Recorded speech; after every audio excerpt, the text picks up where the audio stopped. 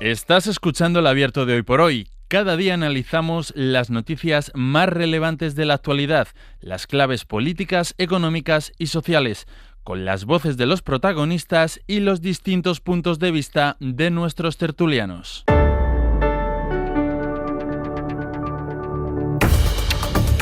Hay tres personas que tienen el privilegio de despedir el último abierto de este verano, que no es poca cosa. Ignacio Guardans, buenos días. Buenos días. Bienvenido. Antón Losada. Hola, Antón. Buenos días. Buenos días, ¿qué tal? ¿Tu paseo bien hoy? Bien, bueno, con lluvia hoy. Pues bien. Que falta hacía, sí. Vale. Sí. Carmen Lumbier. Daban ganas de quedarse debajo de la lluvia. No, tampoco exageres. Quiero decir, no idealices. Es muy cinematográfico, ¿eh? Sí, eso sí. Carmen Lumbier. Hola, Carmen. Muy buenas. Hola, Pedro Blanco, buenos días. Bienvenida. Bueno, pues cuento un poco las intenciones, ¿no?, para este último abierto del verano, y es que vamos a hablar un día más de Ceuta. A las 9 de la mañana vamos a escuchar al menos la primera parte, la parte inicial de la comparecencia del ministro de Interior, porque creemos que es relevante lo que puede aportar. Ahora os pido también vuestras expectativas. Alguna nos apuntaba ya antes Ignacio a las 8 menos 10. Y después, ya en el último tramo, abriremos tiempo para otros asuntos. Por ejemplo, el dato del IPC adelantado, que se va a conocer a las 9 y que es relevante porque la vida en algunos ámbitos se está encareciendo, no poco además. Pero antes, quiero que volvamos a acercarnos a Ceuta. Miguel Ángel Mendoza. Miguel Ángel, muy buenos días. ¿Qué tal? Buenos días. Bueno, esta mañana te he pedido que nos ayudes a entender las dinámicas que se están generando esta semana allí en la ciudad, después de las imágenes que vimos ayer en una de las playas, en esa carretera, frente a un camión de la Cruz Roja. A ver, Miguel Ángel, estas movilizaciones, estas manifestaciones que estamos viendo, ¿cómo se convocan? ¿Quién las convoca? Pues se convocan a través de redes sociales, de grupos de WhatsApp, pero nadie sabe quién lo coloca, porque no aparece ninguna reseña que podamos tirar de ella, ¿no?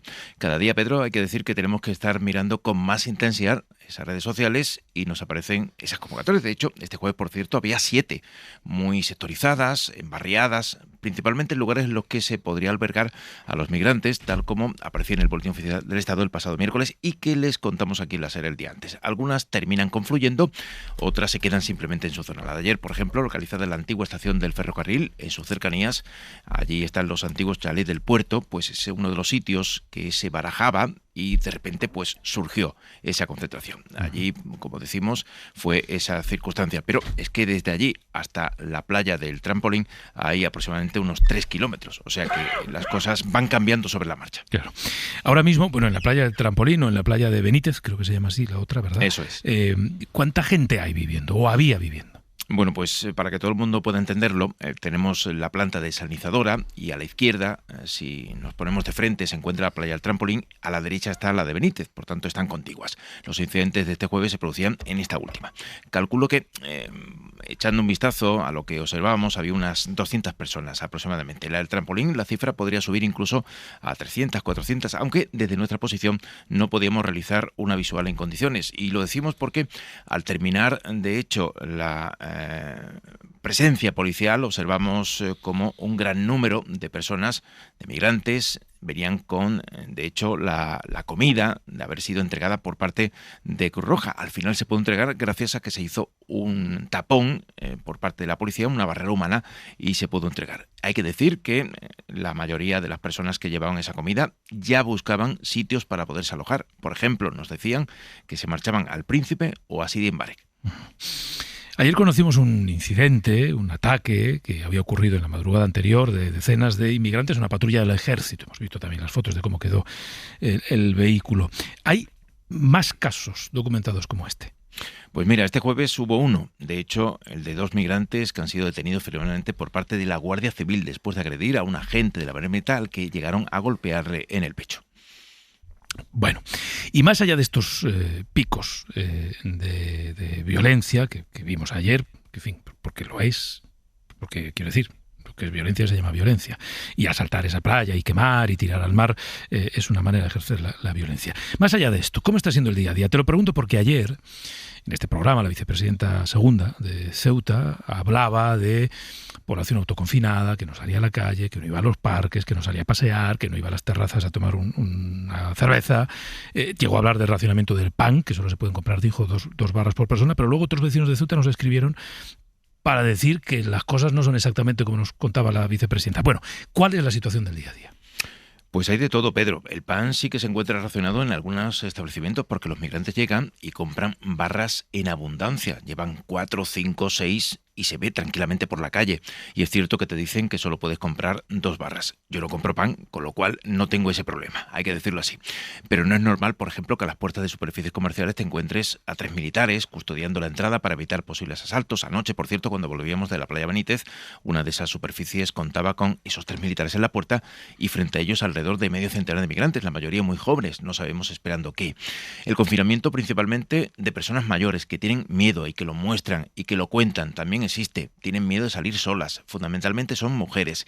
El de jóvenes, aunque comienzan a verse atisbos de querer romper con esa dinámica. Los jóvenes no acuden a las playas en general, tampoco salen o son enviados, por ejemplo, a la península. Eso también ha ocurrido. Y el colegio, evidentemente, será otra película, por llamarlo de alguna manera, con presencia de seguridad en los trayectos y los accesos. Veremos a ver la semana que viene cómo transcurre ese aspecto. Claro, sí, porque hay que volver al cole. Primero los maestros, las profesoras, los profesores, el personal no docente y luego ya los alumnos a partir de la siguiente semana. Gracias, Miguel Ángel. Un saludo. Hasta luego. Bueno, pues empecemos por aquí, si os parece, Carmen, y empiezo por ti, por aportar una reflexión sobre lo que ayer se vivió en esa playa de Benítez, antes con el intento de bloquear el reparto de comida de la Cruz Roja, después con el asalto a esa playa, con algunas hogueras que se prendieron, con las chabolas o las pertenencias arrojadas al mar en un pico de de lo que fue, de digamos una protesta que acabó desplegando violencia en esa zona. Pues parece que sigue el guión marcado de aquellos que protagonizan los discursos de odio y que se sienten cómodos en los discursos de odio, ¿no? Pasamos de principio de mes claramente a un problema complejísimo y gravísimo, yo no le quito ninguna gravedad, de control de las fronteras con la entrada de las 80.000 personas, después una crisis humanitaria que ha tardado mucho en empezar a encauzarse, esto va para meses y los que dicen lo contrario mienten y siguen alimentando el discurso de odio. Y lo de ayer no es solo un problema de convivencia. Un problema de convivencia es lo que tú puedes estar contando de que hay dificultades para ver cómo encaja el comienzo del curso escolar con las personas que están ahí viviendo. Estaba hablando nuestro compañero desde Ceuta que, por ejemplo, el pan ha subido, pero la miseria humana a veces no alcanza límites y también ha subido para las propias ONGs que se encargan de comprarlo y de distribuirlo. También hay gente haciendo negocio con esto. Y de estos problemas de convivencia, ayer dimos un salto, y antes de ayer, un salto enorme y hablamos de violencia física contra periodistas, contra trabajadores de la Cruz Roja, contra personas migrantes. Por cierto, una violencia de la que no hay todavía, o no se sabe que hay detenidos o que esto ya ha tenido unas consecuencias inmediatas. Y por el otro lado también ha habido ataques de personas migrantes a el ejército, ¿no? Se sabe, como estabais diciendo, que ha sido en su mayor parte organizado por grupos de WhatsApp. Y son una minoría, pero son una minoría que ha sido alentada por unos, en las que otros guardan un silencio, me refiero al Partido Popular, y en el que simplemente se limita a decir que se necesita orden en Ceuta, lo que la verdad es que parece que no hay orden y que no hay Estado. Y por otro lado creo que las fuerzas de seguridad del Estado están en una cierta pasividad por evitar males mayores, que realmente parece que es lo que pueda pasar en cualquier momento. O sea, la situación es extremadamente preocupante y, como tú decías antes, hay que hacer un llamamiento a todos los partidos políticos a que por favor un poco de sensatez, un poco de rebajar la tensión. No es el momento ahora de intentar ganar votos, habrá muchos meses después para intentar conseguirlo. Antón, y luego viene así. Bueno, yo creo que sobre todo es un momento para afrontar la situación y para darse cuenta de que lo que está sucediendo está escalando, y está escalando no de manera espontánea, sino en muchos casos de manera organizada, porque llevamos un mes asistiendo a actores que están desplegando una estrategia para convertir la tensión migratoria, la tensión social, la tensión racial, la tensión de la convivencia diaria en un conflicto social que pueda utilizarse como arma política, ¿no? Y como arma arrojadiza contra el adversario político. Entonces, además de condenarlo y además de andar señalando con el dedo a los culpables, yo creo que lo que hay que hacer es afrontarlo, y afrontarlo desde la prudencia y desde la responsabilidad, pero también con contundencia, ¿no? Entonces yo creo que es importante que las fuerzas y cuerpos de seguridad del Estado hagan su trabajo. Aquí estamos hablando, hay una parte de esta protesta que son vecinos de Ceuta que tienen todo el derecho del mundo a protestar y a exigir una respuesta más efectiva por parte de su gobierno, pero hay otra parte que no son vecinos de Ceuta, que representan ese hartazgo, que son otra cosa y que intentan hacer otra cosa, y que están organizados, que tienen recursos, que tienen medios y que saben lo que hacen. Y ya lo vimos el verano pasado en Torre Pacheco. Y eso hay que combatirlo con los instrumentos que el Estado y las fuerzas y cuerpos de seguridad del Estado tienen a su disposición. Igual que se combaten las mafias ilegales, igual que se combaten otro tipo de organizaciones, ¿no? Y es una estrategia que no solo está sucediendo aquí, la hemos visto, la está utilizando la extrema derecha en toda Europa. Yo creo que también hay que poner pie en pared frente a los discursos que llevan un mes y medio por parte de partidos políticos, especialmente la derecha y la extrema derecha, pero también algunos de sus medios de comunicación o medios de comunicación más próximos, legitimando, sentando las bases para legitimar lo que sucedió ayer. Y después utilizar lo que sucedió ayer para legitimar su propio discurso. Primero, siembras el miedo, conviertes a los migrantes en una amenaza. Y cuando eso te lleva a un conflicto, utilizas ese conflicto para legitimarte a ti mismo. Yo creo que ese es un discurso que hay que combatir con absoluta contundencia y con absoluta firmeza, tanto en el ámbito político como en el ámbito de los medios de comunicación. Yo no sé vosotros, pero yo he visto y he leído cosas durante este mes que me han hecho sonrojarme de vergüenza y que me dan la sensación de que alguien parecía que estaba esperando a que sucediese algo para poder decir que tenía razón. Y finalmente, y termino muy rápidamente, yo creo que el gobierno tiene que asumir que tiene que cambiar de discurso. Es decir, este carrusel de ministros donde todo se ha hecho bien, donde todo estaba... No puedes tener un discurso tan alejado de la realidad. Ignacio. Bueno, yo empezaría por este final de Antón, que es uno de los elementos que me parece más importante, ¿no? Hace falta una dosis de realismo y llamar a las cosas por su nombre, ¿no? En todos los frentes. Por ejemplo, decía Antón y se dice, bueno, los inmigrantes, la inmigración no se puede tratar como amenaza. La inmigración en general no. Algunas de las personas que están en Ceuta y que entraron ilegalmente son una amenaza para los ceutíes. Y hay que poder decirlo. Y entonces decir, eso no es ser, no lo sé, xenófobo y tal, no lo son. Y además así están percibidos. Pero es que algunos lo son. Lo son. Entonces decir eso no es decir que la inmigración es una amenaza. No. Estos inmigrantes, algunos, independientemente de la situación personal que les haya llevado y el drama personal que les haya llevado a estar ahí, son percibidos como una amenaza por los ceutíes. Y quien no transmita eso a los ceutíes no está teniendo la empatía correspondiente con ellos y está haciendo un discurso de kumbaya. Y a mí en general la política de kumbayas, de todos somos buenos, todo es bueno, todos son oportunidades. Un día ya comenté aquí, España, esa gran madre acogedora que espera recibir y tratar bien a todos. Se puede tratar perfectamente bien a todos y luego pues resulta que tenemos ya 17 detenidos que han sido llevados a cárceles de Algeciras. Y por tanto, hay que poder decir eso. Y hay que poder hablar con franqueza. Y hay que poder decir pues que algunos de esos menores, incluso todos, si se puede, y si no se puede, pues será uno por uno, no en autobús, y no como si fueran ganado, por supuesto que no, ya lo hemos dicho aquí, uno por uno, podrán ser expulsados. Ayer o antes de ayer decía la ministra todavía, Siria Rego, si no me equivoco, decía, no, bueno, la opinión de los menores es determinante. No, señora ministra, no confunda el personal. La opinión de los menores no es determinante. Quien decidirá si se les expulsa o no es España, teniendo en cuenta una serie de indicios o de datos como son el interés del menor. Eso es verdad.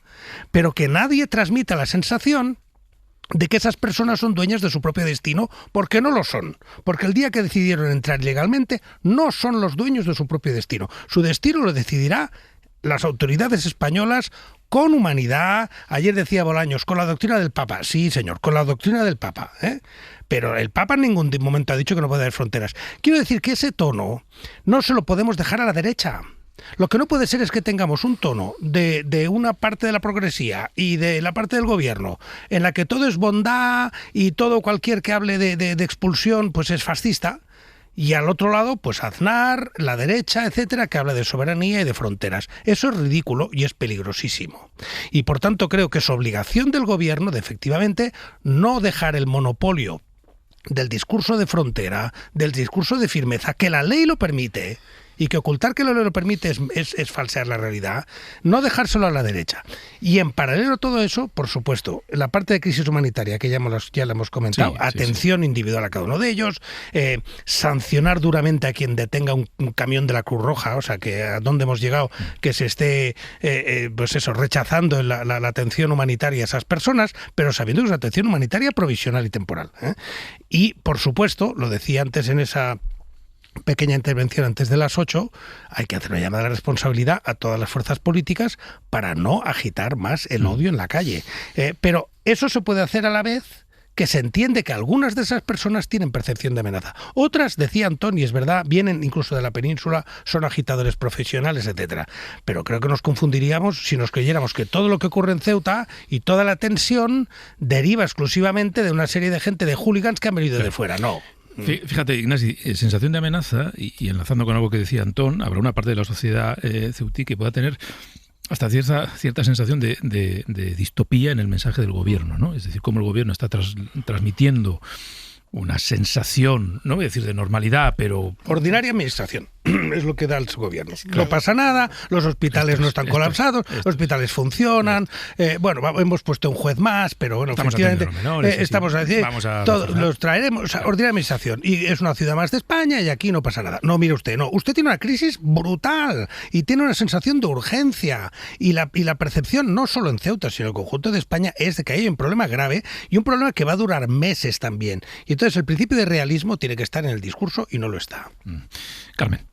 Es que yo creo que el problema no está tanto en la parte que dice Ignasi de un discurso buenista. Yo he escuchado pocos discursos buenistas, ni del gobierno de la nación. O sea, yo he escuchado, van a salir todos, no va a quedar ni uno, engañando en un discurso que es engañoso de lo que realmente va a pasar, porque sabemos que eso no va a ocurrir, o que no va a ocurrir así de rápido, ¿no? Que la tramitación de los expedientes lleva un tiempo, tanto de los menores como de los adultos, y que hay que tener en cuenta también la colaboración de Marruecos. Por eso estamos ahí en ese quitapón para no molestar mucho a la potencia de la que dependemos para el control de las fronteras. Yo creo que el discurso ha sido extremadamente duro desde el gobierno. Si es que el presidente del gobierno dijo que que ha sido un ataque a la integridad de la soberanía española, lo mismo que dijo José María Aznar. No se sacan consecuencias de eso, perdóname que te corte, claro, porque solo por abrir debate. Eso sí. Se dice un día eso y al día siguiente sale todo el mundo como si no pasara nada. Se está actuando como si no pasara nada. Ahí va yo, Ignasi. El problema es que después de decir todo esto, evidentemente hay una situación grave, ni que sea aunque fueran seres de luz todas las personas que entraron, porque ha entrado un 10% del total de la población de Ceuta, eso causa problemas, seas de donde seas y seas la mejor persona del mundo. Es que se hable de normalidad durante los primeros días. Yo creo que eso es lo que más ha podido sublevar a los ceutis, que no hay normalidad, es una situación extraordinaria. Antón, y luego vamos a poner el marco a la comparecencia de Marlaska. Antón. Sí, yo creo que también es importante no equivocar el foco, ¿no? Sí, Ignasi, hay personas que han entrado que son una amenaza. Sí, y había gente en Ceuta viviendo en Ceuta, que será de Ceuta de toda la vida, que también son una amenaza para la seguridad de los ceutis. Sucede en todos los colectivos sociales, no por el hecho que hayan entrado ilegalmente, no por el hecho que sean inmigrantes, se convierten automáticamente en una amenaza. Es una amenaza nueva, es una amenaza nueva y hay más amenaza. Incluso aunque tuviera razón que ya había amenaza, claro, por favor. Pero es una amenaza que se suma a otra amenaza que ya existía y que es un problema de orden público. Pero que no creo que sea, yo sinceramente, no creo que sea ese el principal motivo de muchas de las manifestaciones, no voy a decir las pacíficas, sino las otras que hemos visto. ¿Tú crees que cuando yo no creo que vengan guiados no ha habido más delitos sexuales estos días? Ni por miedo a los migrantes. No, Antón, no, pero es un dato objetivo. Entre otras cosas, no ha habido más delitos sexuales desde el 31 de julio, ¿no? Sí, los ha habido. Sí, ha habido más denuncias. Pues sí. ha habido más denuncias. Pues entonces, ha habido más, no, pero todo el principio del realismo del mundo. Ha habido más denuncias porque hay más gente, no porque haya más migrantes. Ya.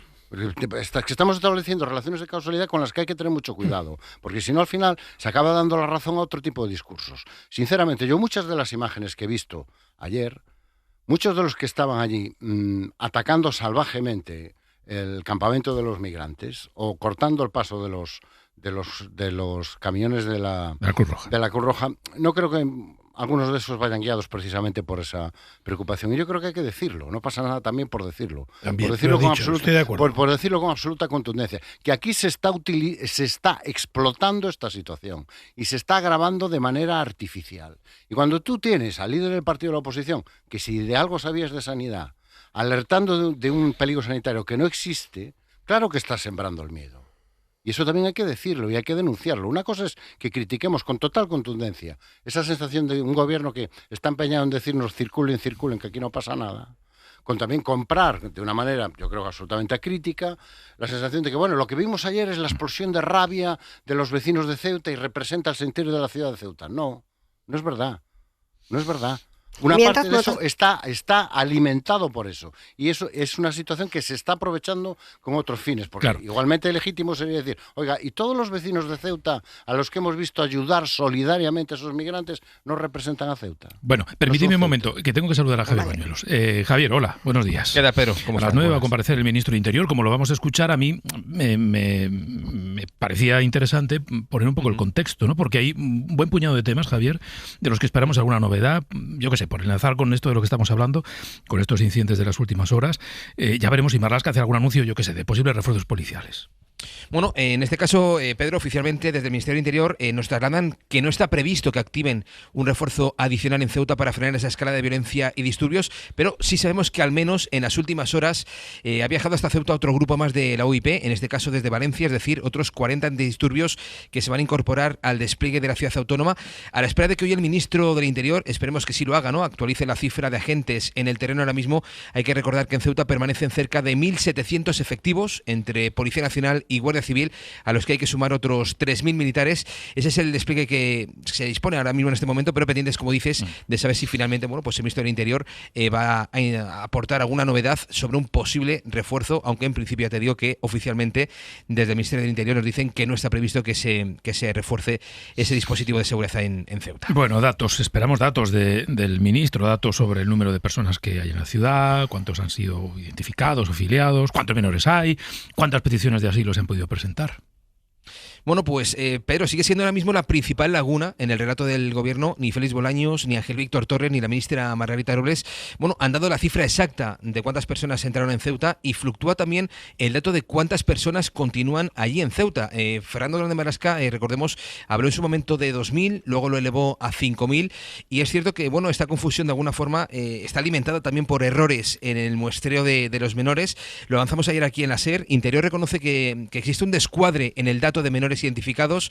Informó inicialmente de que había 2.900, pero ahora lo rebajan casi a la mitad, a 1.500. La explicación de ese descuadre, oficialmente desde el Ministerio del Interior, es que la policía duplicó algunos expedientes por un error debido a un problema informático. Interior, Pedro, tampoco ha detallado aún cuántas personas han pasado por ese triaje previo para solicitar protección internacional. Sí se ha anunciado en las últimas horas un refuerzo para agilizarlo, pero seguimos sin saber el volumen de casos revisados. Además, hay datos anclados en el pasado, datos también sin actualizar, como por ejemplo el número de expedientes tramitados precisamente para conseguir esa protección internacional. Interior no actualiza desde hace una semana esa cifra. La última que ofreció fue de 533 casos tramitados. El ministro dijo, por cierto, que la mayoría habían sido rechazados, pero tampoco han ofrecido ese dato exacto. Bueno, pues a ver si hoy los ofrece en el Congreso. Y por supuesto, hay que estar pendientes, claro, de lo que diga sobre esos avisos o supuestos avisos dados por el CNI, que él siempre ha negado. Sí, en este caso, Pedro Marlaska, bueno, sabe que en este choque de versiones con Margarita Robles tiene al gobierno de su lado, tiene a la mayoría de los ministros con él y lo aprovechará si lo ve necesario. No se espera que hoy el ministro del Interior alimente más esa polémica con el CNI, pero si la oposición afila el colmillo con este asunto, que lo va a hacer, evidentemente, Fernando Grande Marlaska, bueno, pues sí sabemos que volverá a defender que el CNI no avisó de lo que se avecinaba en Ceuta. Interior ahora sí admite que hubo informes del CNI, pero en ninguno de ellos se avisó de la magnitud de lo que se avecinaba en Ceuta, una versión que choca, bueno, pues evidentemente con la que dio aquí en el Congreso la ministra de Defensa, Margarita Robles. Recordemos, confirmó que un día antes de la entrada masiva, el CNI se avisó de una convocatoria masiva para entrar en Ceuta a través de un grupo de Facebook que contaba con más de 180.000 seguidores. Gracias, Bañuelos. Un abrazo. A las 9 empieza, o a partir de las 9, empieza esa comparecencia, y lo que nosotros vamos a hacer en el tiempo del abierto es escuchar escuchar con atención al ministro, fundamentalmente en su intervención inicial. Luego estas comisiones son largas, son muy largas, hay debate, preguntas y repreguntas de la oposición, eso ya lo iremos resumiendo a lo largo de la mañana, pero al menos escucharemos al ministro en el planteamiento inicial que haga. Por cierto, sobre esto de los informes del CNI, los ministros, la mayoría de los que han ido hablando o a los que se les ha podido preguntar en las últimas horas, pues se han puesto del lado de Marlaska. Digo, si lo que están haciendo es elegir bando, están eligiendo el bando de quien dice que no hubo un aviso al gobierno de lo que podía ocurrir en la magnitud en la que ocurrió. Bueno, vamos a ver si Marlaska aporta algo más o si efectivamente decide no, echar más gasolina a ese fuego de las relaciones entre los dos ministros. Vamos a hacer un alto en el camino, ahora lo ampliaremos en el boletín, pero quizá ayer recuerden que yo les dije, hay una noticia que dice que el estado del rey Harald de Noruega es muy grave. La dejo dicha por si en las próximas horas tenemos que contar lo que vamos a contar, que ha muerto el rey Harald de Noruega.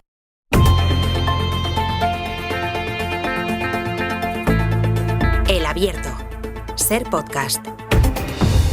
Bueno, pues seguimos en el tiempo del Abierto con Carmen Umbierres, con Antón Losada y con Ignasi Guardans. Está a punto de comenzar la comparecencia del ministro de Interior en el Congreso de los Diputados. Tiempo límite ad infinitum, sino que entiendan, ustedes saben lo que es presidenta de esa comisión, o quien preside esa comisión, está dando instrucciones a los diputados y va a empezar ya el ministro Grande Marlaska. Buenos días, señora presidenta, señoras y señores diputados, diputadas. Comparezco en esta sesión extraordinaria de la Comisión de Interior del Congreso a petición propia y para informar sobre los hechos acontecidos en la ciudad autónoma de Ceuta el pasado día 30 de julio y siguientes, así como sobre las actuaciones desarrolladas por el Gobierno en lo que respecta a las competencias del Ministerio del Interior y más concretamente de las fuerzas y cuerpos de seguridad del Estado para hacer frente a dicha situación. Una situación que tuvo consecuencias dramáticas y que costó decenas de vidas. Por ello quiero iniciar esta intervención trasladando nuevamente mis más sinceras condolencias a sus familiares y seres queridos. Decía que comparezco en el Congreso y lo hago, como siempre, desde el máximo respeto a las Cortes Generales y con la firme voluntad de ofrecer información transparente y rigurosa sobre unos hechos que han generado una comprensible preocupación entre la ciudadanía española y evidentemente y especialmente entre los habitantes de la ciudad autónoma de Ceuta. Frente a algunas afirmaciones que no se corresponden con los hechos, el Gobierno y el conjunto de ministerios implicados hemos respondido, hemos trabajado sin descanso y hemos estado al lado de la ciudadanía de Ceuta desde el primer momento. No solo con una actuación contundente, sino también con presencia constante en la ciudad y con comunicación permanente con las administraciones implicadas. Y también, como venimos haciendo desde 2018. Y todo ello a pesar de los intentos partidistas de algunos que en medio de una situación de gran complejidad se han decidido a desinformar, a buscar el aprovechamiento político o lo que es peor, incitar al odio y al enfrentamiento entre personas en las calles de Ceuta.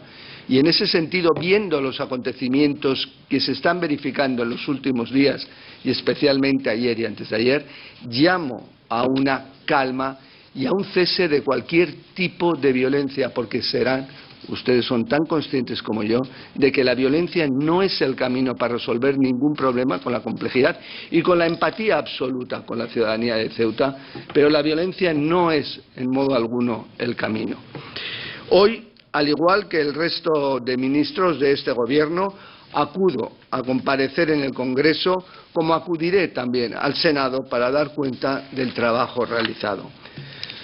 Cuando corresponde institucionalmente y cuando la gestión realizada me ofrece la oportunidad de rendir cuentas, siempre con transparencia, rigor y, como no puede ser de otro modo... Estamos escuchando la comparecencia, para quienes se acaben de incorporar, del ministro de Interior, de Fernando Grande Marlaska, en la comisión, en el Congreso de los Diputados. De momento, el mensaje más relevante de los que ha dicho hasta el momento tiene que ver con ese llamamiento a que no haya violencia y una acusación directa a quienes, ha dicho, incitan al odio a través de los discursos. Sigue la intervención del ministro de Interior.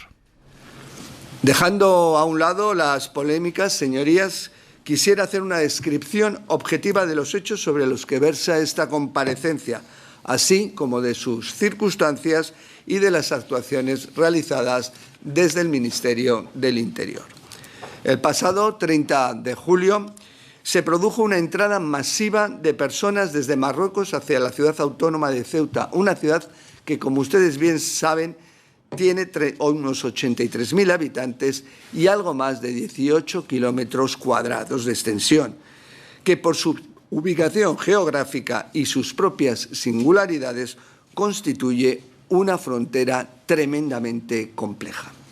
La propia naturaleza de los hechos dificulta la obtención de una cifra exacta del número de personas que accedieron de manera irregular a territorio nacional, pero las estimaciones más razonables lo fijan en unas 72.000. No obstante, como también conocen, también es importante subrayar que en apenas 24 horas la mayoría de estas personas regresó voluntariamente a Marruecos. Unos retornos voluntarios que han continuado diariamente a ritmo variable en estas semanas. Las cifras se ajustarán a medida que avancemos en la identificación, pero según las estimaciones disponibles, permanecen en Ceuta alrededor de 5.000 personas migrantes. Como afirmó el presidente del Gobierno en su visita a Ceuta el 31 de julio, lo ocurrido constituye un ataque a la integridad territorial de España, que no puede compararse con los flujos migratorios irregulares habituales. De hecho, la prueba más evidente de ello es el regreso, como he dicho, rápido y voluntario a Marruecos de su inmensa mayoría, de aquellos que accedieron a Ceuta y que regresaron en las horas posteriores. Y en este punto quisiera, sin duda alguna, destacar expresamente la colaboración con Marruecos, sostenida y eficaz a lo largo de los años y que volvió a evidenciarse en la respuesta a los acontecimientos del 30 de julio. En todo momento existió una estrecha coordinación con las autoridades marroquíes para facilitar dicho retorno, el retorno de aquellas personas que no reunían las condiciones para permanecer en España y en la Unión Europea, y se mantiene al día de hoy. Fue este contexto de cooperación, junto con el esfuerzo, sin duda alguna, también desplegado por las autoridades españolas, lo que permitió revertir sustancialmente la situación generada el 30 de julio y hacerlo en 24 horas. Las entradas cesaron desde el 1 de agosto y de manera paralela se produjo el retorno masivo a Marruecos de las personas migrantes que habían accedido a Ceuta. Relatadas las circunstancias iniciales, me gustaría profundizar en la respuesta coordinada e inmediata que nuestro país ha dado y sigue dando a dicha situación. Una respuesta que ha movilizado todos los medios disponibles y que en el ámbito de competencias del Ministerio del Interior tenía como fin garantizar 3 objetivos prioritarios. En primer lugar, la protección de la frontera. También la adecuada atención a las necesidades y seguridad de la ciudadanía de Ceuta. Y también, evidentemente, dar cumplimiento riguroso a la normativa de extranjería, siempre con pleno respeto a los derechos humanos y a la dignidad de las personas. Señorías, hablamos de una situación extraordinaria que requiere y ha requerido una respuesta extraordinaria. Pero es también importante recordar que dicha respuesta debe desarrollarse de forma ordenada, coordinada y plenamente ajustada a la legalidad. No hay otra forma.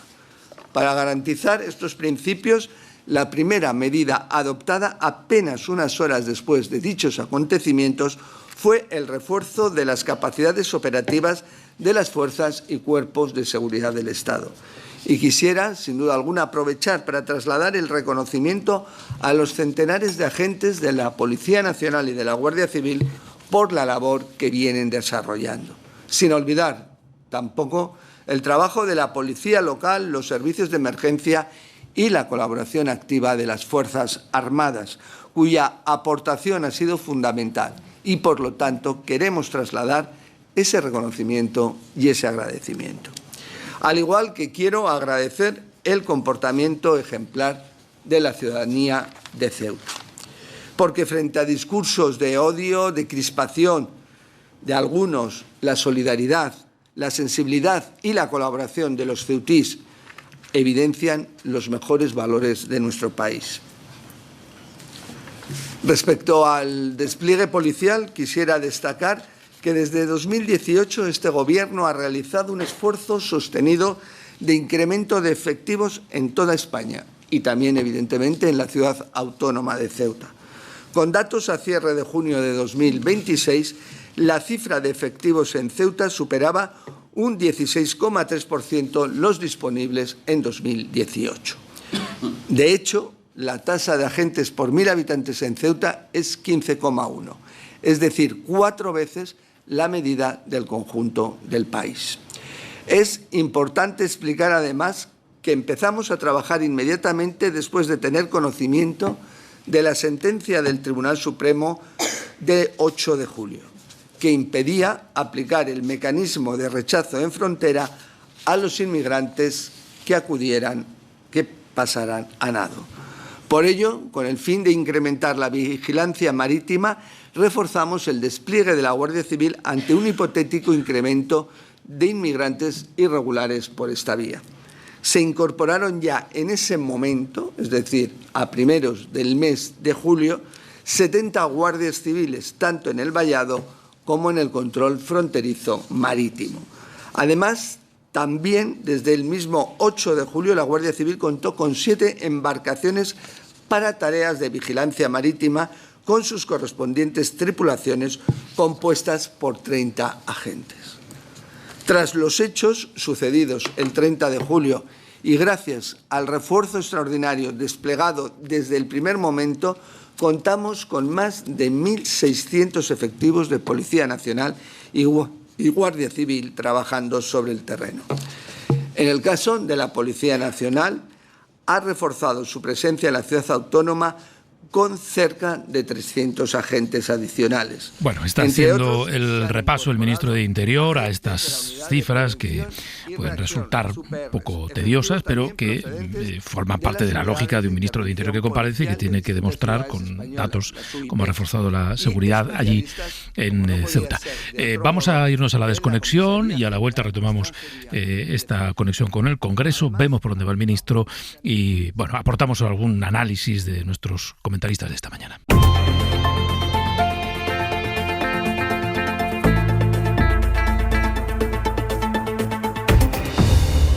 Para su puesta en marcha se inició el mismo 30 de julio y los trabajos de adecuación que suponen una inversión de 960.000 euros. Sigue la intervención del ministro de Interior, que ha seguido haciendo repaso de las medidas que se han ido adoptando en los últimos días, también antes de esa entrada masiva, con los primeros trabajos de estudio para colocar esas boyas que luego finalmente se pusieron en el mar, para hacer, digamos, viable el cumplimiento de la sentencia del Supremo. Habilitaron 8 nuevas líneas de trabajo en dicho CATE, operadas por agentes de extranjería y fronteras, policía científica y seguridad ciudadana y dotadas de todos los medios técnicos necesarios para la identificación y reseña de las personas migrantes.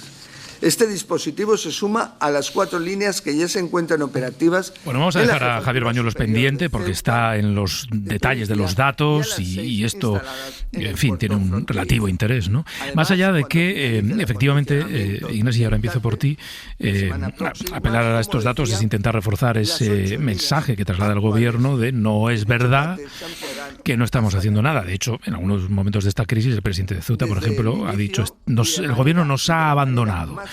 En estas comparecencias de los ministros, una de las ideas fuerza es esa. Ayer mismo, por ejemplo, la ministra de Sanidad decía, no nos pueden acusar de llegar tarde a Ceuta porque el Estado ya está en Ceuta.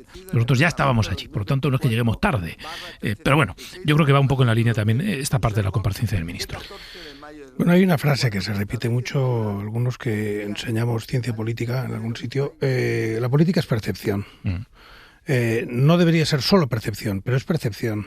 Y la percepción aquí es efectivamente de abandono y de falta de presencia del Estado en Ceuta. Y eso es una percepción universal. O sea, no es una percepción solo de 4 fachas, de 4 extremistas, es una percepción universal. Y eso no se neutraliza con unas estadísticas de mire usted lo que hemos hecho aquí, pero ya, porque no es verdad. Es decir, no es verdad. Puede ser verdad, pero no neutraliza esa percepción.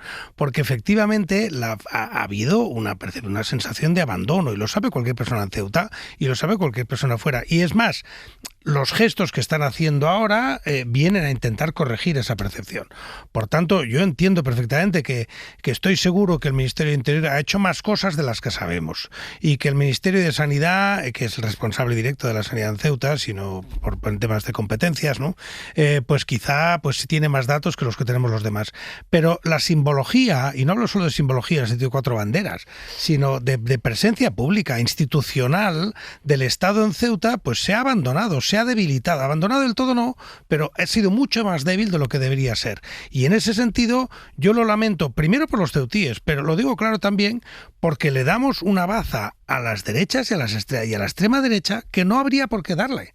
Es decir, que esa sensación de que ellos protegían y protegerían mejor a los ceutíes que el actual gobierno de España, eso está en el debe del gobierno de España. Y eso, si se ha llegado a esa situación, es porque efectivamente se han hecho las cosas mal. Primero en el ámbito de la comunicación, que efectivamente es parte de lo que estoy hablando, mucho de lo que tiene que ver esto con la comunicación y con esa sensación de ordinaria administración ante la crisis de Ceuta, y luego efectivamente con gestos concretos, esos ministros yendo cada uno por su cuenta prácticamente sin hablarse, un día uno, un día otro, sin un mando real y sin una presencia del Estado con mayúscula que ahora empieza a ocurrir. O sea, no hay más que ver la diferencia entre lo que está ocurriendo ahora con Torres, que tiene en el BOE, aparece Ceuta. Es que es una cosa, voy a poner ese ejemplo tan tonto. Ceuta ha aparecido como una medida extraordinaria en el BOE 28 días después o 30 días después de la crisis, en lugar del día siguiente. Ahora hay un decreto, o borrador de decreto, no se ha aprobado ya. Se ha aprobado ya, perdona, sí, pero sí estaba publicado. Pero ya, pero ya el decreto, esta parte económica, que lleva la palabra Ceuta. Bueno, pues eso es lo que me refiero a simbología. O sea, en el BOE ha aparecido Ceuta un mes después de la crisis y tenía que haber aparecido al día siguiente. Carmen. Me voy a poner también estupenda con los que damos ciencia política, pero es que me sirve pero brevemente, me sirve solo para explicar una cosa. Es que estamos dando por supuesto a lo mejor que el problema es un problema más sencillo de lo que es, porque como algunos desde la ultra abanderan la bandera de todos fuera, se puede ir todo el mundo rápidamente, y es que esto no es así. Y el principal problema es que ante una situación que es la que tenemos en Ceuta, de la entrada de 70.000 personas, no todos los protagonistas ven igual el problema, y no hay una solución que sea la única, la óptima y la que no tenga mayores conflictos, ¿no?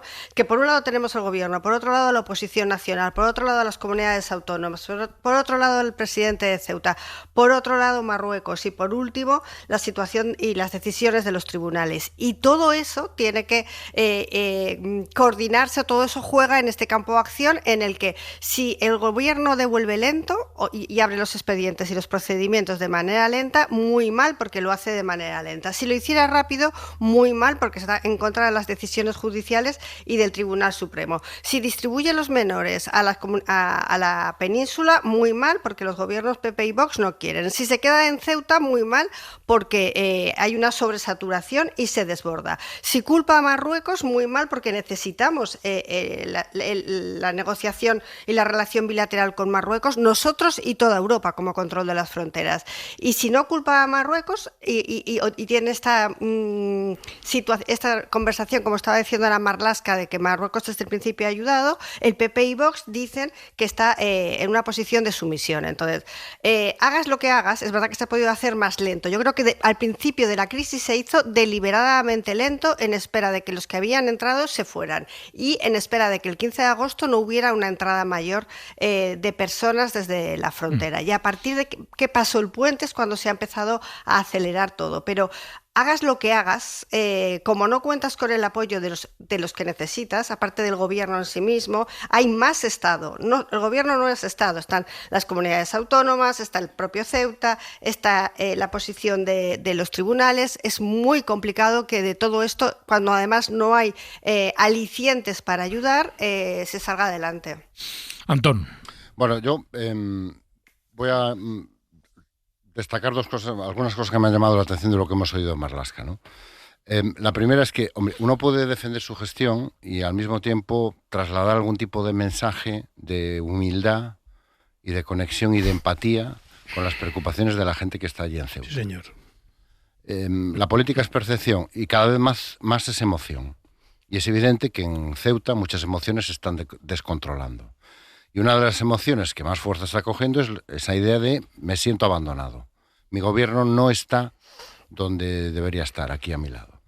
Bueno, yo creo que el mensaje no puede ser sí que estoy.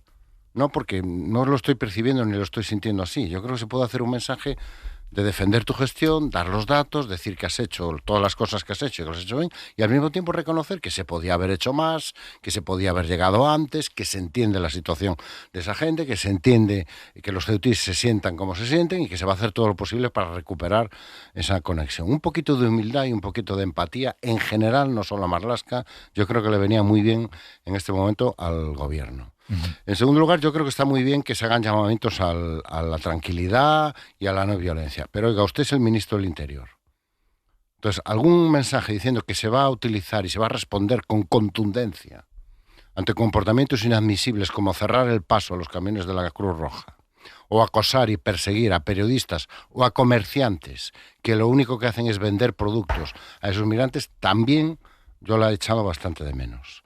Y en tercer lugar, y me parece, yo creo que hay que empezar a decirlo, si tenemos un problema de información, no solo de desinformación. Hay muchísima desinformación, sí, pero falta información. Lo hemos contado esta mañana y lo llevamos contando todo el mes. O sea, lo de las cifras, lo de las estadísticas, el absoluto descontrol que está demostrando en algunas ocasiones el gobierno, lo que hemos contado hoy de la policía, hombre, algún responsable tendrá eso, digo yo, porque me parece realmente muy grave. Sobre todo cuando sabemos que son esas cifras las que se están utilizando para estimular el miedo, para sembrar el caos y para poner a la gente especialmente ansiosa y nerviosa. Y finalmente, siguiendo las cifras que ha dado el propio ministro, insisto, el gobierno debería hacer un esfuerzo por dar cifras y darlas mejor y bien, y darlas más.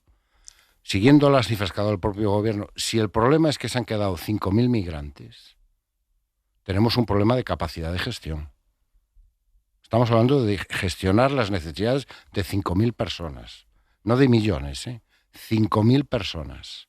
Si en un mes este gobierno no ha sido capaz de gestionar esa bolsa de seres humanos que se han quedado en Ceuta por múltiples razones, hombre, el gobierno alguna responsabilidad de gestión tendrá que asumir. Fíjate, respecto a los datos, hay algo que ha dicho el ministro, ha dicho, entraron 72.000, volvieron por lo tanto 67.000, quedan unas 5.000. Pero le ha dicho, a partir del 1 de agosto, que prácticamente se ha ido el grueso de esas 67.000 personas, se han seguido produciendo retornos voluntarios todos los días de manera constante. Esa cifra la deberían tener. Claro. O sea, deberían poder decir a los ceutíes, también como un elemento de intentar tranquilizar algunos ánimos, ¿no? Mire usted, desde el 1 de agosto hasta el 28, 825 personas, 1.223 han vuelto a Marruecos de manera voluntaria. Este mensaje se debería trasladar, porque al menos la idea que yo tenía es que no había vuelto nadie más a marcharse de Ceuta de manera voluntaria, porque no se ha contado. Y lo que nos ha dicho el ministro es que ocurre todos los días desde el 1 de agosto. Todos los días. Como entiendo que no se están yendo en masa, que un día serán 10, otros días serán 23, otros días serán 58, esa cuenta la tienen que tener. Digo yo. La desinformación se combate con información. Claro, totalmente. Claro, si el principal responsable de dar información en este caso, porque es el único que la puede tener, verificada, fiable y tal, es el gobierno. Y el gobierno debería hacer un esfuerzo, primero, por clarificar los datos, segundo, por no lanzarse alegremente a darlos cuando no los tiene, y efectivamente, por exponer la máxima cantidad posible de información y de datos que permitan combatir precisamente los bulos y la desinformación que tanto preocupan al gobierno. Pero tú sabes, Antón, que como decía el otro día el ministro Torres, no están todos filiados, que es la palabra que nos hemos pegado todos al cuello. O sea que, y claro, solo puedes dar datos así si los tienes filiados, y resulta que no los tienen filiados, y entonces efectivamente pues es una cosa a ojo de buen cubero. Hay aquí 5.000, o sea, no están todos identificados. Te digo algo más, Ignacio, voy contigo, Carmen. La unidad de medida que se ha venido utilizando desde el principio de esta crisis, no solo por los medios, por parte de la propia administración de los ministros, ha sido el número de comidas repartidas por Cruz Roja. Fíjate. Cuando preguntabas a un ministro, oiga, ¿cuánta gente hay?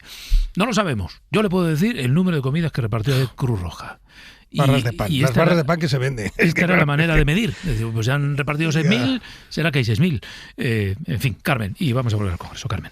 No, que es muy importante lo que están diciendo mis compañeros, porque da la percepción, lo decía antes Antón, de que el procedimiento funciona. Funcionará lento, pero funciona. Si se devuelven, sí se tienen que devolver esas personas poco a poco, aunque sea de una manera de gota a gota, porque si no, la imagen contraria, que es la que está utilizando la ultraderecha, la derecha radical y todos los que le rodean, es que esto es un sistema cerrado, bloqueado, en el que están estas 8.000, 7.000, las que sean personas aquí, y que no van a salir de ninguna de las maneras. Y yo creo que lo que debe explicar el gobierno es que el procedimiento puede ser más lento o más rápido, pero que va a ir adelante, que esto tiene una salida, una solución, que ocurrió en el 2021, y como la situación que había sobre la percepción de la inmigración no era la que hay ahora, no hubo esta algarada frente a esta situación. Es verdad que ahora hay muchos más personas que han entrado, pero es que el salto cualitativo en 5 años de la reacción, porque venimos calentando, no solo los políticos, sino los medios, los contertulios, esta sensación de desborde de la inmigración, desde luego ahora necesita que se explique cuál es el procedimiento, que todo el mundo lo sabe, pero cuál es el procedimiento, y que el procedimiento funciona, porque el Estado tendrá fallos, ya ha tenido, pero el Estado funcionará, y que no hay otra salida que no sea el de procedimiento de un Estado democrático ajustado a la ley. Bueno, vamos a volver al Congreso de los Diputados. Sigue compareciendo el ministro de Interior. De las fronteras exteriores en Ceuta y también en Melilla, mediante el fortalecimiento de las capacidades humanas y materiales, la mejora y ampliación de las infraestructuras estratégicas y el despliegue de nuestros sistemas de vigilancia y contención. En el caso de Ceuta, las actuaciones extraordinarias previstas incluyen, entre otras medidas, el alargamiento de los espigones del Tarajal y de Benzú, la instalación de un sistema permanente de contención marítima mediante boyas fondeadas y la construcción de un nuevo centro de atención temporal de extranjeros de carácter permanente para 800 personas, que permitirá, sin duda alguna, mejorar la capacidad de respuesta y garantizar una atención adecuada, ordenada y eficaz. También se desplegarán nuevas capacidades tecnológicas para reforzar la vigilancia y la protección de la frontera, entre ellas embarcaciones ligeras de intervención, dispositivos remotos de actuación subacuática y un sistema de vigilancia aérea con aeronaves no tripuladas.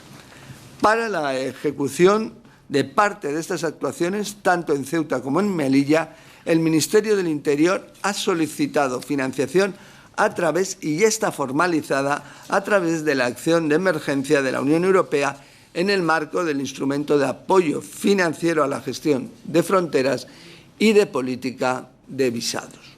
Este mecanismo está concebido precisamente para dar respuesta de una forma... No sé cuántos españoles y españolas están siguiendo o tenían especial interés en escuchar al ministro de Interior esta mañana, pero si eran muchos, sospecho que esto que está haciendo no es lo que esperaban. Pero bueno, pues verá. Hablando ahora de estas inversiones, Ceuta, en Melilla, en el futuro, en los espigones... Bueno, supongo que a lo mejor luego entra... Es que fíjate, me permites una cosa, porque los oyentes, esto es la radio, y aquí tenemos la ventaja de tener una televisión delante, ¿no? Entonces es posible que mucha gente que nos está escuchando no tenga la televisión delante. El ministro está leyendo un informe. O sea, no está haciendo una presentación política ante el Congreso de los Diputados sobre una situación con consideraciones políticas fundamentadas en datos, pero con consideraciones políticas. No. El ministro está leyendo un papel. Está leyendo literalmente un papel con datos, como quien lee, pues eso, un informe analítico que le han preparado un gabinete. Eso no es lo que se espera en este momento del Ministerio del Interior en su primera comparecencia en el Congreso. Yo creo que eso no es su papel, y para eso podía mandar a un secretario de Estado o mandar el informe antes de comparecer. Bueno, aquí tienen los datos y luego vengo yo a contarlo. A mí no me preocupa tanto que lea un informe, porque cada uno tiene las habilidades que tiene para exponer en público. Lo que me preocupa es que lea un informe lleno de datos que en este momento no creo que tenga mayor interés. Bueno, pero pero que sea un informe lleno de datos, estamos diciendo lo mismo de otra manera. Claro, pero a eso me refiero, es decir, lo que vamos a hacer en el futuro ya, pero es que a mí, como decía John Lennon, a mí me preocupa el presente porque es donde estoy viviendo ahora mismo. Entonces hábleme de la situación actual. Hábleme de si realmente... Es que vuelvo a lo mismo, es que a mí me llama mucho la atención. Son 5.000 personas las que tenemos que gestionar y atender.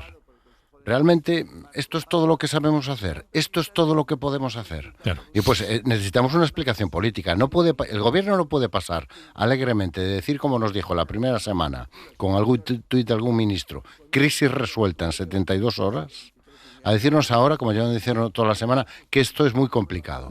No, que era complicado ya lo sabíamos. Fíjate, en el momento en el que dice que calcula que hay 5.000 personas, también cabía esperar que él aportara el siguiente dato. Y de esas 5.000, tenemos acogidas en los 2 campamentos que hemos establecido 2.328. ¿No?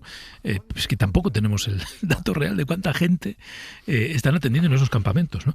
Dejadme que vuelva con Javier Bañuelos, que ha estado pendiente de la comparecencia del ministro mientras estamos en publicidad, mientras hemos estado aportando análisis, porque no sé si nos hemos pedido algo relevante, Javier. Pues bastante poco, Pedro, la verdad, porque de hecho comentabais ahora mismo, ¿no?, como el ministro del Interior está leyendo prácticamente frase a frase, ¿no?, en ese informe el discurso que tiene preparado por su propio equipo. De hecho, el propio ministro del Interior incluso lee fragmentos de la nota de prensa que enviaba ayer el Ministerio del Interior con ese refuerzo, ¿no?, de lo que está previsto para poder agilizar los triajes en Ceuta. La verdad es que el ministro, Pedro, lo estáis apuntando, no ha aportado datos nuevos, no hay detalles nuevos, mantienen 5.000 el número de migrantes que permanecen en Ceuta, rebaja 1.500 el número de menores identificados y no hay ninguna autocrítica a diferencia de lo que, por cierto, escuchamos aquí en el Congreso en boca de la ministra de Defensa, que, como bien sabéis, pidió disculpas por haber llegado tarde en la protección también al pueblo ceutí. Fernando Grande Marlaska no sigue esa vía de autocrítica, defiende su gestión, mantiene que ya desde el 8 de julio, a raíz de la sentencia del Supremo que provocó ese ángulo muerto en el Tarajal, pues se mantiene que se reforzó la vigilancia en la valla con 70 guardias civiles, también con 7 embarcaciones de la Guardia Civil. Defiende la colaboración con Marruecos, ha enviado un agradecimiento al gobierno de Marruecos por su apoyo sostenido y eficaz a lo largo de los últimos años. Y a nivel operativo, Pedro, pues otro dato que ya aportamos nosotros antes en la anterior conexión y que el ministro repite ahora, ¿no? En Ceuta permanecen 1.600 agentes de las fuerzas y cuerpos de seguridad del Estado. Marlaska no anuncia ningún refuerzo. Es un despliegue suficiente, dice, para poder garantizar la seguridad de la ciudadanía de Ceuta. Ceutíes a los que, por cierto, sí ha enviado un mensaje de apoyo por su comportamiento ejemplar frente, ha dicho, a los mensajes de odio y de crispación. El ministro cree que la solidaridad de los ceutíes está por encima de la violencia. Mensaje, pues parece que más político que técnico de momento en esta comparecencia. Puesto que lo que no ayuda es a resolver el problema. También nuestros esfuerzos en mantener la vigilancia y el seguimiento del riesgo en la frontera y trabajar estrechamente con las autoridades marroquíes para prevenir cualquier posible episodio de presión migratoria. Pues muy estrechamente no debieron trabajar para prevenir este episodio de presión migratoria.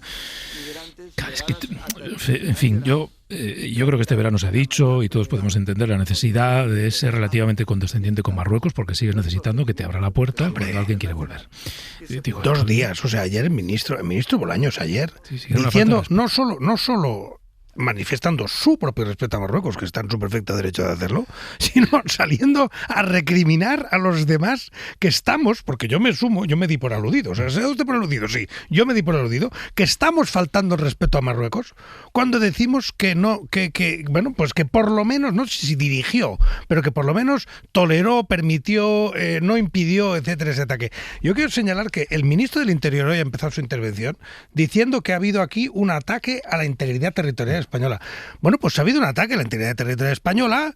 ¿Desde dónde se ha producido? Desde Marruecos. Así que, en el mejor de los casos, Marruecos no ha hecho nada para impedir un, abro comillas, ataque a la integridad territorial española. O sea que, por favor, que los ministros no ande por ahí recriminando, pidiendo apoyo a Marruecos. O sea, es que una cosa es ya digo, que haya un nivel diplomático, que hay que hacerlo, porque sin Marruecos estamos vendidos. Eso lo he dicho muy claro, ¿eh? O sea que no, yo no estoy por el anti-Marruecos así gratuito. Pero de ahí a que no se pueda ser crítico con la acción de Marruecos ese día, crítica constructiva incluso, se puede hacer ese tipo de discurso, entre amigos nos decimos las verdades, ¿sabes esas cosas que hacen? En diplomacia se hace mucho eso, ¿eh? Entre amigos nos decimos las verdades a la cara, usted lo ha hecho mal. Bueno, pues eso ya sería un avance respecto a tener a Bolaños diciendo que somos desleales con Marruecos o no sé qué, y ahora el ministro del Interior Pues diciendo que efectivamente que Marruecos colabora perfectamente y que todo va a funcionar perfectamente. No tiene sentido. Carmen, y ya cerraremos este capítulo. Yo creo que Marlaska está vendiendo a su equipo, igual que la ministra de Defensa vendió al suyo, de somos los mejores, que bien hemos hecho nuestro trabajo y mis compañeros del departamento son los mejores, punto y final. Creo que no va a entrar, o sea que no está entrando también deliberadamente en ningún asunto que pueda complicar la falta de coordinación entre ambos ministerios. O sea, todo el mundo pedía o mucha gente pedía un mando único para llevar el control de esta crisis, y desde luego lo que parece que no ha habido único ha sido una coordinación sobre las declaraciones para hacer que esto todavía aumenta más la sensación de dificultad del gobierno para controlar la situación. Es que a mí me parece impensable que se haya podido permitir que la ministra de Defensa haya hecho el discurso que ha hecho y el señor Marlaska vaya a hacer el que vaya a hacer. Me recuerda, siempre ha habido este tipo de conflictos, ¿no? Me recuerda a los conflictos que tenía Soraya Sáenz de Santa María cuando dirigía el CNI con María Dolores de Cospedal, ¿no? Este choque de esto es mío, esto es tuyo. Y que yo creo que Marlaska va a intentar tener el perfil más bajo posible para no tener un enfrentamiento directo con Margarita Robles, porque creo que se les ha llamado la atención sobre que esto de mando único muy bien, pero voz única también estaría muy bien. Bueno, ha terminado ya el ministro su intervención inicial hasta que ha llegado. Ahora ya empiezan los grupos y ya pues luego Javier Bañuelos nos va contando qué da de sí este mano a mano con los grupos parlamentarios. Porque hay otra cosa que también llama la atención de estos días, y es que de momento ningún ministro ha hecho ningún anuncio, ninguno, sobre avances en la gestión de la crisis. ¿En qué sentido? Yo qué sé. Por ejemplo, Ángel Víctor Torres podría haber dicho, mire usted, la semana que viene tendremos 3 centros más abiertos con X plazas para atender a la gente que está en la calle y que deje de estar en la calle. No, de esto no hay novedad. Podrían haber dicho, esperamos empezar a enviar a la península a estas 700 niñas y adolescentes que tenemos ya identificadas y protegidas a partir de el 15 de septiembre. Para finales de septiembre esperamos tener ya la primera derivación. Hemos firmado ya los primeros acuerdos con las ONGs que se van a encargar de gestionar estas menores. Nada. De momento nada. Bueno, el ministro sigue y yo quiero cambiar de tema. Jordi Fábrega. Jordi, muy buenos días. ¿Qué tal? Buenos días. Jordi es el jefe de la sección de Economía de los informativos de la SER y queremos hablar de inflación.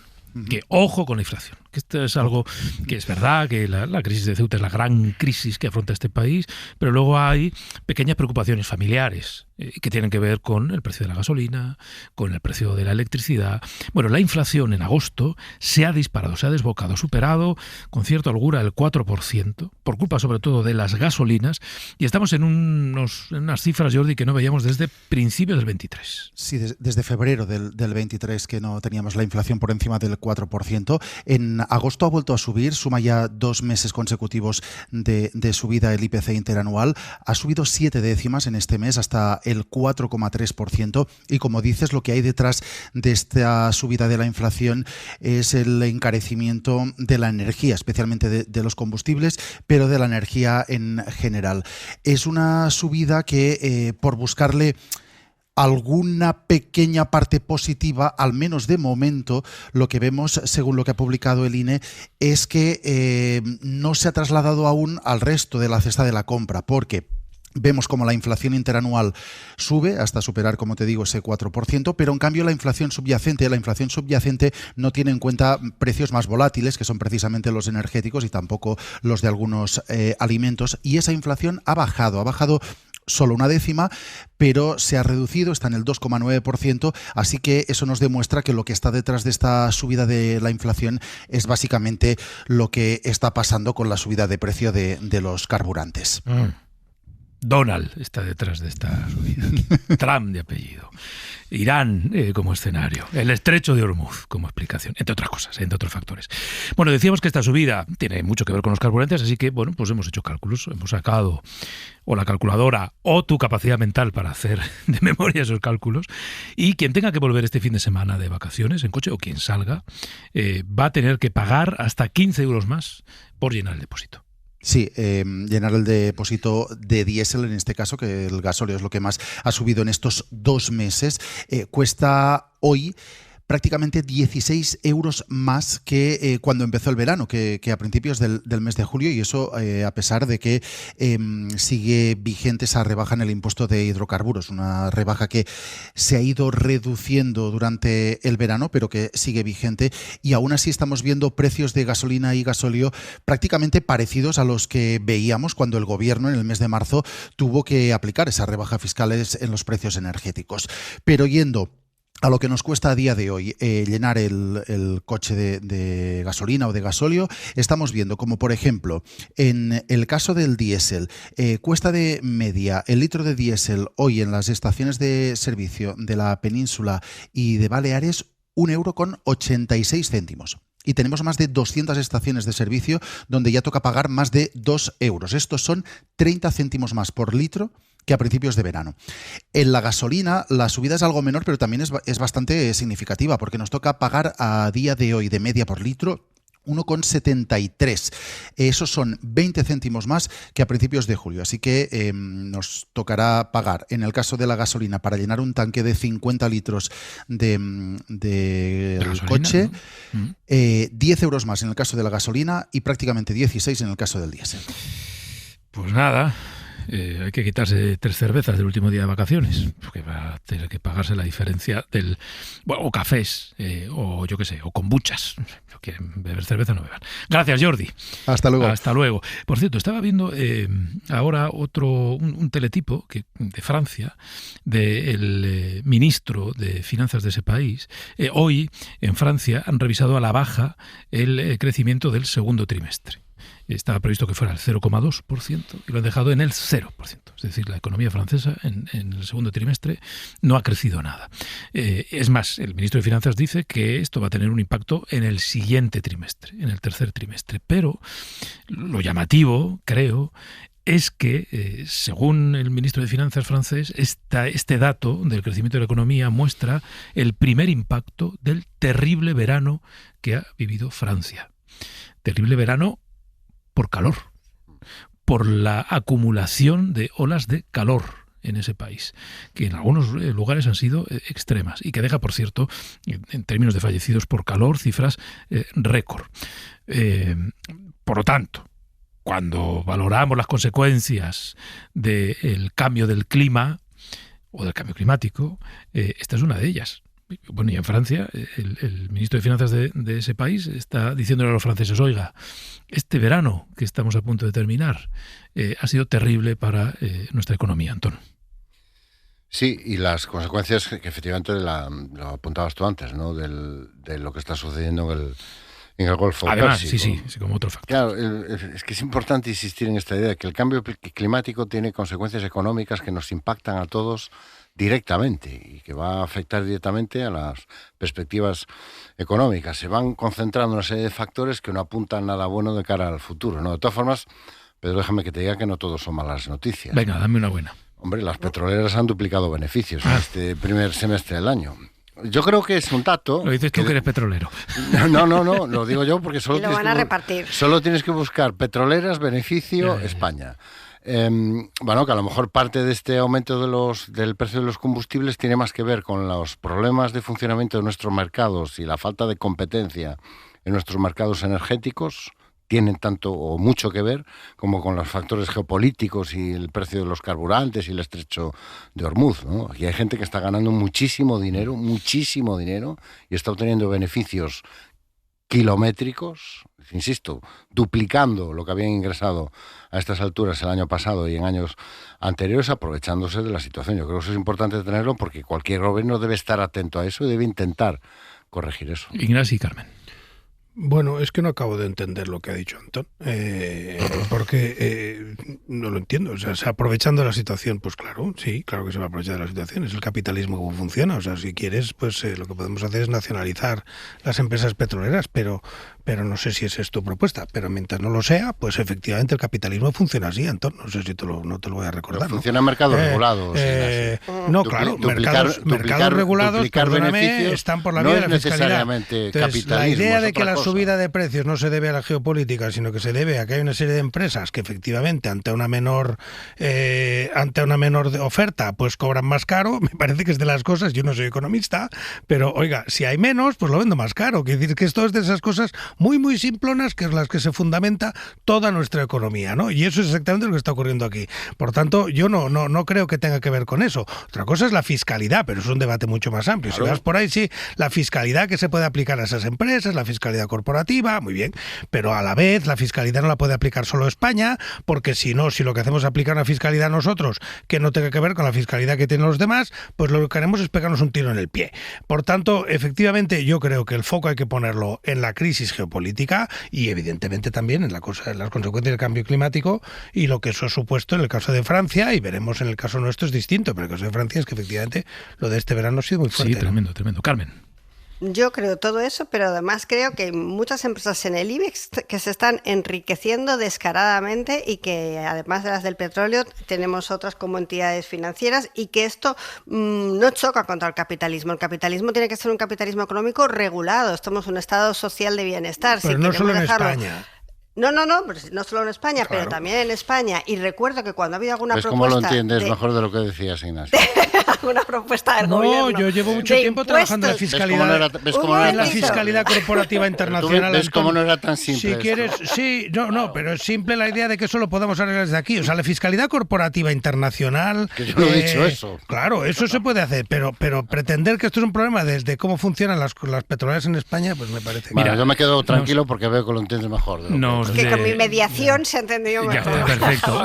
Simplemente por aportar un dato para cerrar esto, me recuerda ahora Jordi Fábrega que 8 petroleras, las grandes petroleras que operan en la Unión Europea, en el primer semestre del año han obtenido un beneficio excedentario, es decir, por encima de lo que habría sido lo previsto o lo habitual, de 7.500 millones de euros. Entre esas 8. Bueno, pues os voy a dar las gracias por este verano tan fantástico que hemos pasado juntitos. Gracias a ti, Pedro. No nos ha faltado de nada. Aparte, de nada, recuerda que ya eres medio gallego. O sea, que eso es importante. Que lo casi presente. estoy a 3/4 ya de galleguida o galleguismo, no sé cómo se diría. Bueno, no, lo quitas, que es casi aragonés. No, sí, no lo tires para tu tierra, que está aquí al ladito. Gracias, Antón. Gracias, Carmen. Gracias, Ignacio. Ha sido un placer. Gracias a ti.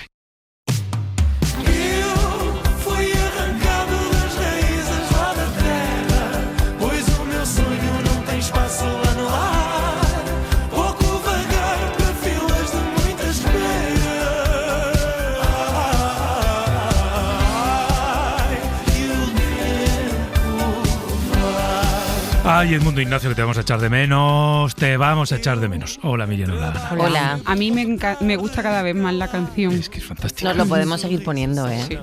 Sí, bueno, nos ponemos una alarma todos. ¿Te imaginas? Todos los días a las 9:55. ¡Pum! Bueno, en el último y por hoy de este verano, ¿qué vamos a hacer? Además pues de mira, despedirnos varias veces. Vamos a cerrar la mesa de verano. Tendrás que comprar todo lo que te pidamos, por favor, y estemos todos en armonía.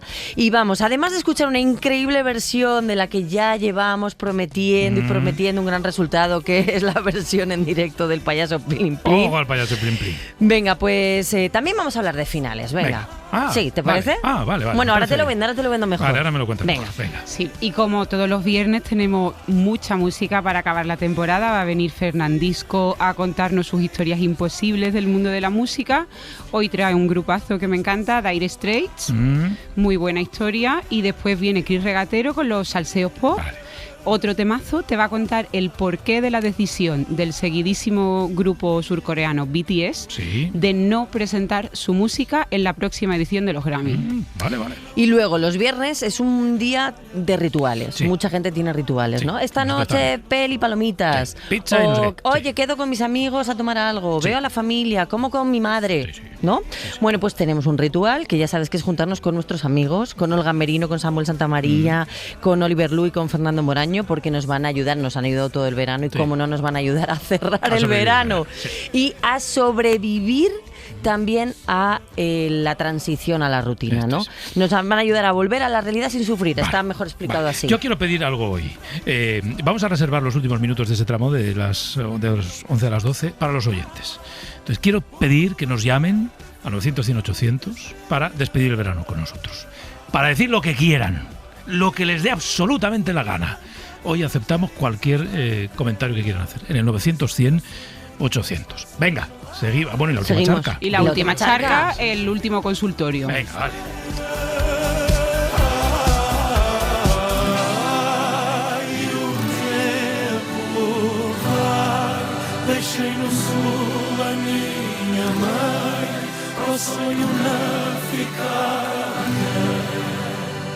Hoy por hoy, sus mejores momentos siempre en la aplicación de la SER.